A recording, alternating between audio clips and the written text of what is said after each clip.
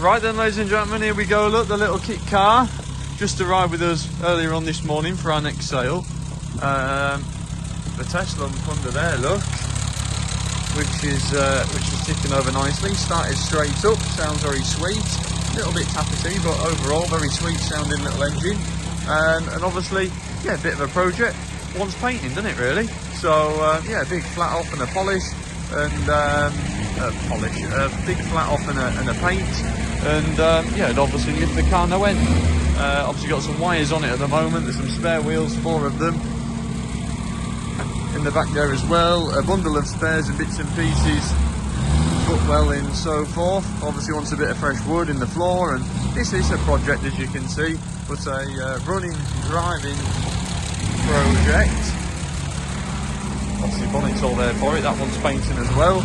So I think you're safe to say you're sort of 80% of the way there. It is just a bit of freshening up with a bit of wood here and there, and making nice brackets for the gearbox and so forth, and just a tidy up now, isn't it? So anyway, there you go, it speaks for itself.